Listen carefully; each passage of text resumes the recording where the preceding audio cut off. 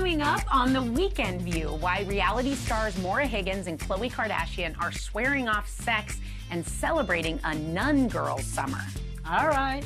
They may be onto something because Brian Austin Green shares how his doomed marriage to Megan Fox was driven by lust. Comedy superstars Amy Poehler and Will Ferrell bond over their bomb at the box office. They've had a lot of successes, too. And Emmy Rossum reveals why she gave into a breakup or get married ultimatum. It all starts now on The Weekend View.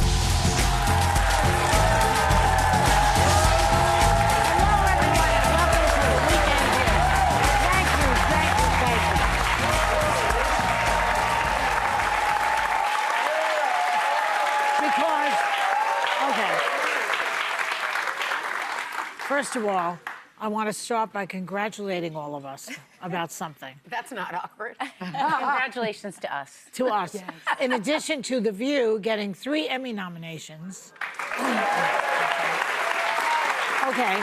The Weekend View also got a nomination for Outstanding. Oh, that's great. Yeah.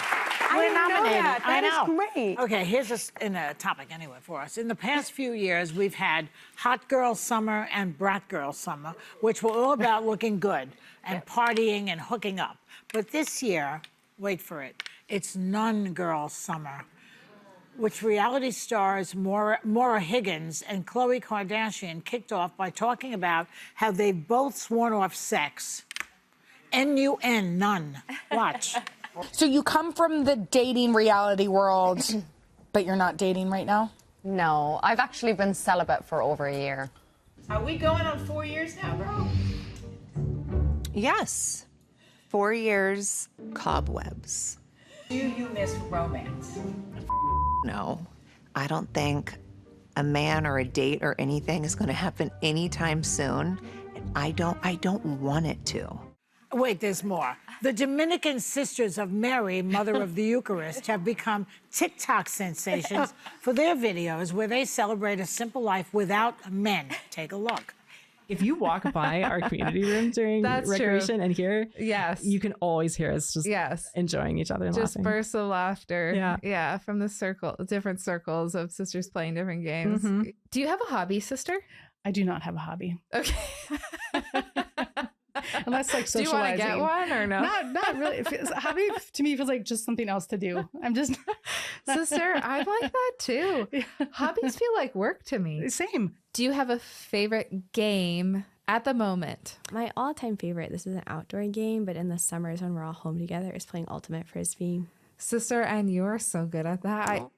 Those wacky nuns. Yeah. Oh, wait. They're even inspiring women to go on retreats to nunneries. Now, is this taking the idea of not focusing on men a little too far? Well, so can I just tell you, the Anna Giacometti, who briefs me for this, tells me, have you seen the Dominican Sisters on TikTok? And I thought it was like 2 sisters from the Dominican Republic eating salami and dancing bachata. I thought it was like Cardi B and Hennessy, and then I see it's these 2 nuns.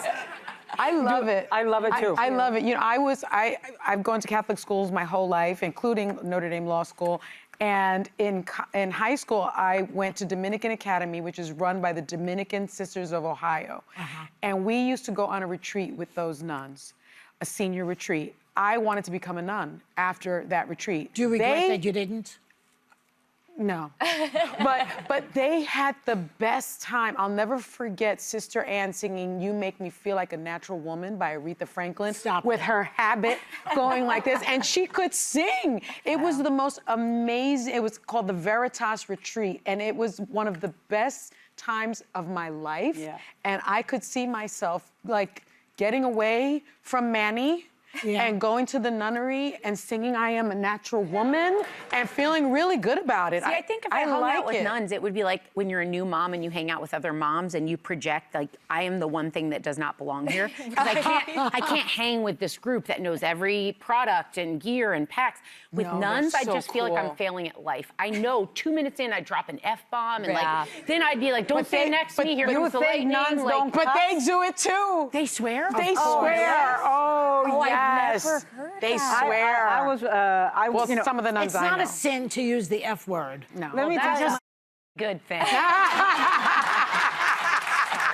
But by the way, there is some wisdom to this whole going celibate for a while. Yeah. So usually when I went through breakups in my 20s, I'd immediately try to find the next guy. But my last breakup before Justin, I swore off men. I was like, I'm going to focus on my career, my health, my fitness.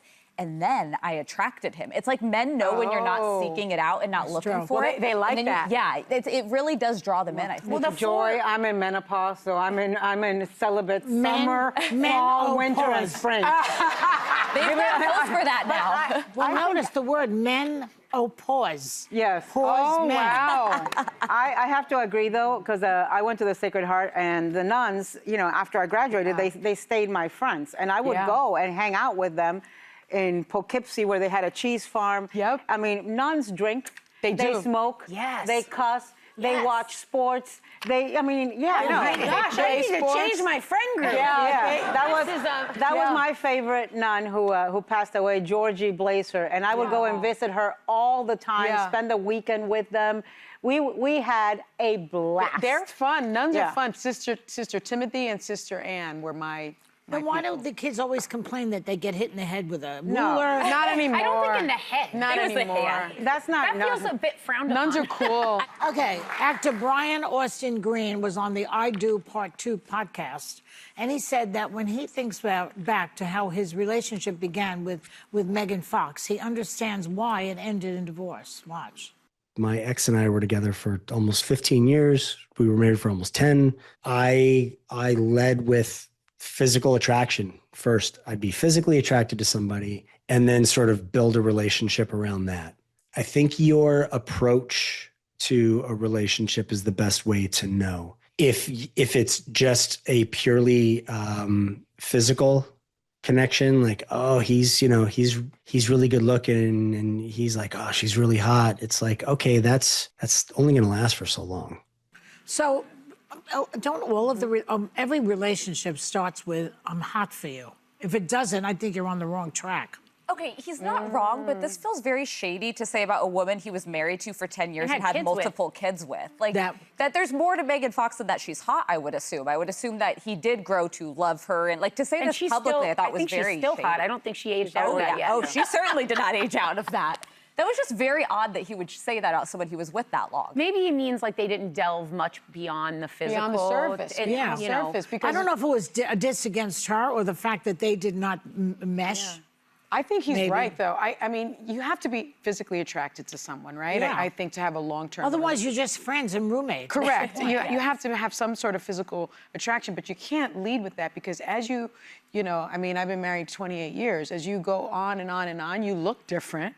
You age, but if there's something deeper there, you have a true friendship, you have a true connection, you like some of the same things, you grow together. Right. The looks will fade away. Well, I don't even think you notice what you look like after a while. I mean, I walk around with my boobs hanging down. Same. My hair, I mean, he wakes up, he looks like Albert Einstein on a bad day. This is what we Wait a are. minute, but that's it. That's exactly your type. You love the Albert Einstein, Larry David type. Listen, but I also think it's not like you have to age out of how you look to discover that relationships are more complicated than just the sex. Yeah. The sex happens, and then the whole day of everything you have to plan, buying a house, your kids, illness, grief, life comes at you holidays, fast. travel, family. And some of the best-looking people are crazy. Yes. That's true. Okay, I've experienced it. Look, there are plenty of ugly, crazy people, too. That too.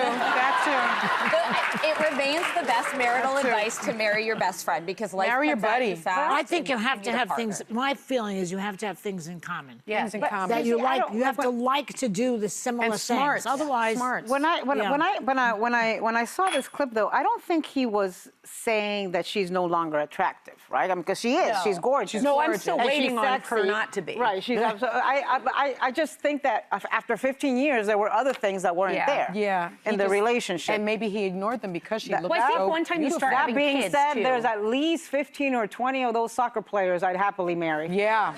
Millions of people are heading out on summer vacation, but airports can bring out the worst in people, especially if your partner has a different routine than you. So people are following a summer trend called the airport divorce, where they separate from their spouse and get to the airport on their own. Would you do this, or is your husband a good traveler? I love this idea. Do you and Manny have a similar thing about traveling, where you want to go, how you want to go, how much luggage to take? Yes, the Hostons never check baggage. Oh. You never check How do baggage. you plan your outfits? We just don't do it, and you can't travel with us if you check a bag because they screw you every single time at the baggage claim. No, they don't. They do. They lose your No. stuff. Where we part and where I would like an airport divorce is at the airport. I like to go to a lounge. Yep. Yeah. I like to have my champagne. I like to start my trip a certain way. And what does he And like I to don't do? like to.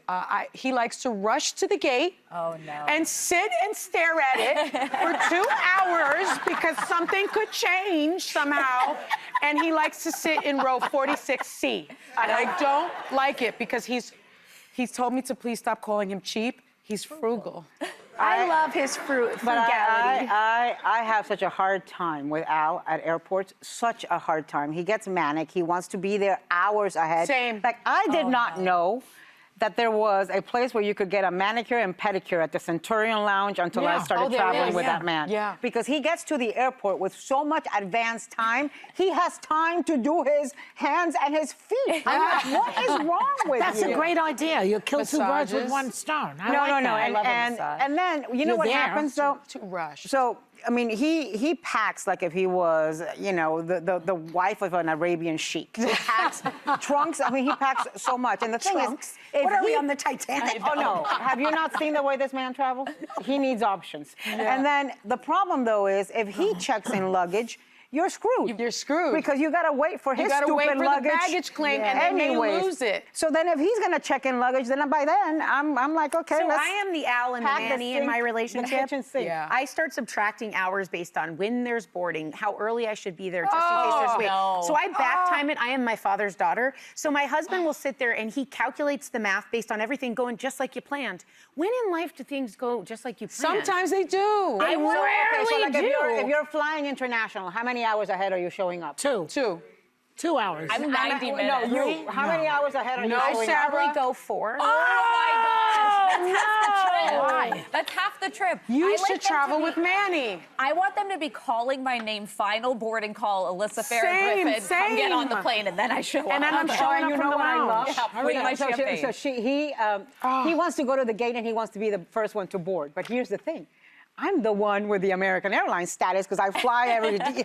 So he can get on first without me. And I'm like, you know, taking my sweet old time. Yeah, I love to torture him just for the Do you travel the same way that Steve travels? I don't remember. We'll be right back. The Weekend View is sponsored by Rock Skincare, clinically proven and dermatologist recommended.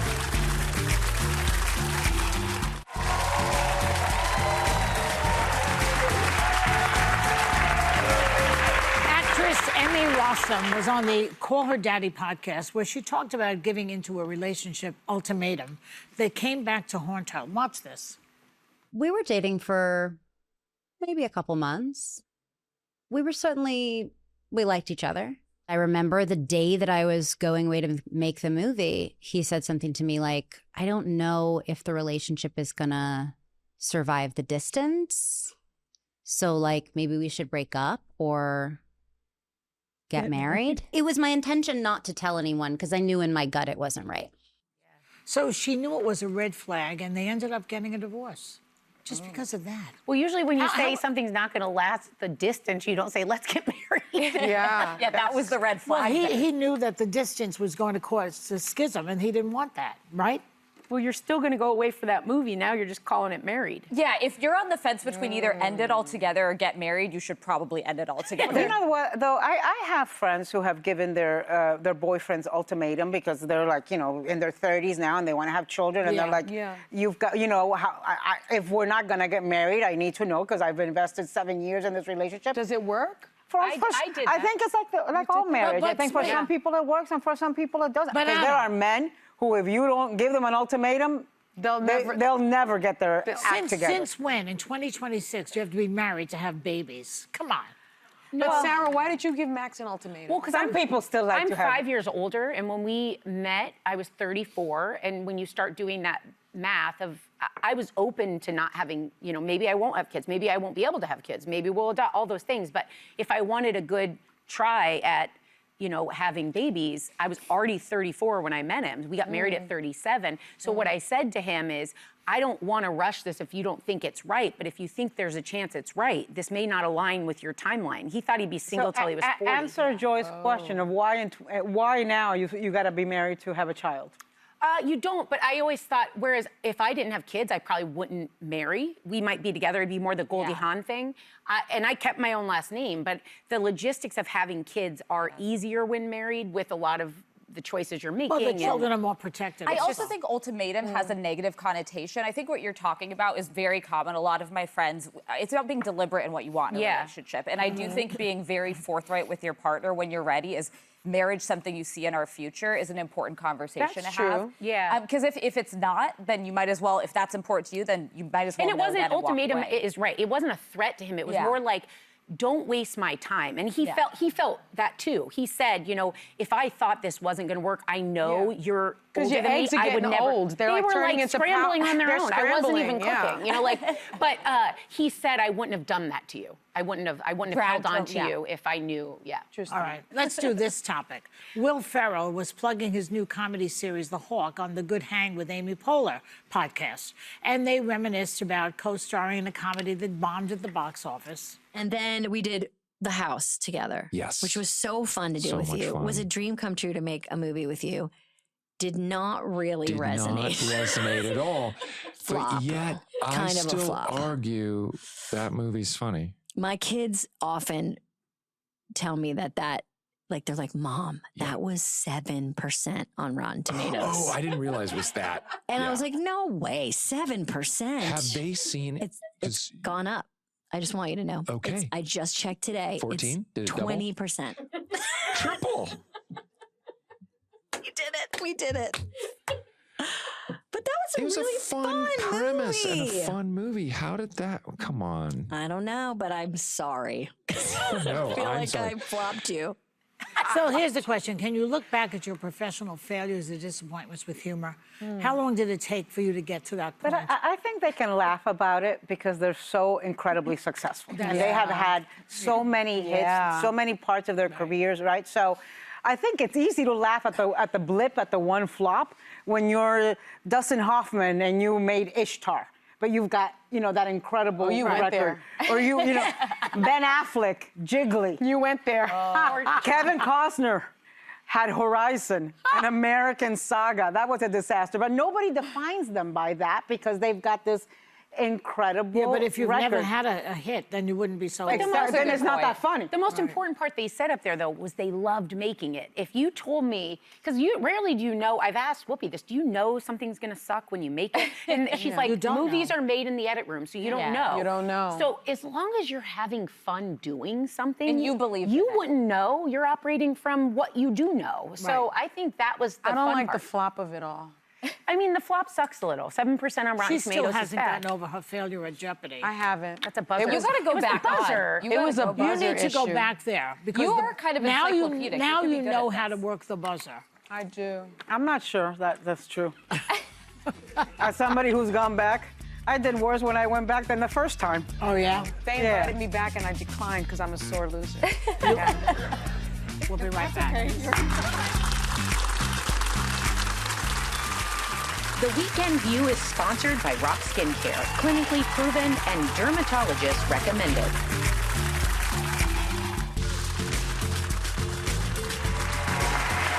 So I was on the Webby Award-winning Behind the Table podcast with Brian this week, and we talked about one of the latest celebrity breakups. Watch. Actress Margaret Qualley was married to singer and producer Jack Antonoff, and they are splitting up after just 3 years. Oh, sorry. A source told People magazine that their personalities were very different, saying Margaret has a light, very positive energy, much like you. She's warm, upbeat, and always tries to see the best in people. It's like you have a twin. You believe that about me? No. You're kidding. Yes, I'm being sarcastic. Jack tends to be more serious, and they just look at life differently. Do you think having very different personalities is bad for a marriage? Because, you know, they talk about opposites attracting. Yeah. My wife and I actually not that different. How are you and Steve? Do you feel like you're similar? We're very dissimilar in personalities. I'm much more extroverted. He's not quite. Mm-hmm. He loves his alone time, and as you say, I'm very sociable. Yes. But here's the key: we both have the same interests. Yeah. We both like the same type of movie, the same type of music, Mm-hmm. the same type of vacations. That's important. We have the similar ethical behavior, morality, all the same. What else? I mean, what more do you need in a person? I guess that's true. We like to spend time together. Yeah, I've said this before. I do enjoy spending time with my wife still, which is nice for all the complaining I do. Does she enjoy spending time I think with so. you? I think she finds me a little needy, but other than that, I think who doesn't? Who doesn't? Exactly. So we talked a little bit about this topic, but I didn't ask the rest of you what you have in common with your husbands. Sonny? So we have a lot in common. We do like to do the same things, except for his extreme cycling habit that he's picked up recently of 100 miles a week. It's ridiculous. But we like to we like to go to the movies together. Do you like the same movies? We like the same movies. Like yes. what? Give me an example. I like sci-fi and fantasy, and he does as well. Oh, I see. I perhaps like romantic comedies a little bit more than he does, but he'll go along with it. Yeah. So we like to, and we sort of have the same ethical. Well, that's important, don't you ethics. think? Yeah, Very. I think values, having the same values is the key to me. Personality traits, not that much. Same. I mean, Al and I don't watch the same different. movies at all. He loves movies where there's sex, violence, and grunting. He'll love Game of Thrones. Yeah, instead of like dialogue, you know, instead of like a plot and So dialogue. he likes action. Yeah, films. and I like chick flicks. And he, but he, you know, no, I think he's, trait-wise, he's a lot kinder, a lot more patient. He doesn't hold grudges. I hold them for him, for everybody else. And, you know, he believes in people. I'm like suspicious of everybody. That's why I like Al. Yeah, no, I think he's a hell of a lot more likable than me. Of course, Well, that's a I'm very not low making bar. that point, but I really enjoy his company, and that's a good fun. description of him. He's yeah. fun. The difference between Max and I is we're alike at different points in our life. So when he met me, and I maybe remain a little uptight, like I'm like a Virgo. I'm going to do this. You think? I'm going to do this. I'm going to do this. And Max was like really low key and chill, and I was like, that's so hot. Then we had kids, and he became, what are we? And I'm like, why are we picking that battle? Let's just roll. Right. So we do align. How do you explain that switch? Yeah, what's the switch? Parenting is really overwhelming, and I realize I cannot sustain what I'm aiming for. It will kill me. It will kill me. Yeah. And for Max, he was like, oh, this is what that's like when you're overwhelmed and you have things. So it was like the first time in his life he was really busy. I was absolutely nuts with my son for the first 3 months, like bubble boy, didn't want to take him outside, didn't want to do anything, was afraid. And now I've finally been like, he's a baby, he's not an egg, he's not gonna crack, like you gotta let him do things. They bounce when they fall. Right? Well, hopefully, so far he hasn't. But you really do have to let go a little bit. Yeah. Alyssa, do you have things in common with your husband?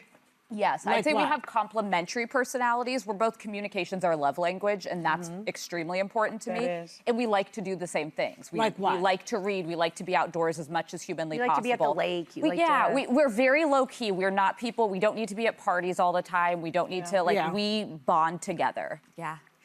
Okay. Behind the Table streams wherever you get your podcasts, or you can watch us on Hulu, Disney Plus, or YouTube. Anyway, I want you all to have a great day. And you know what else? I want you to take a little time to enjoy the Weekend View.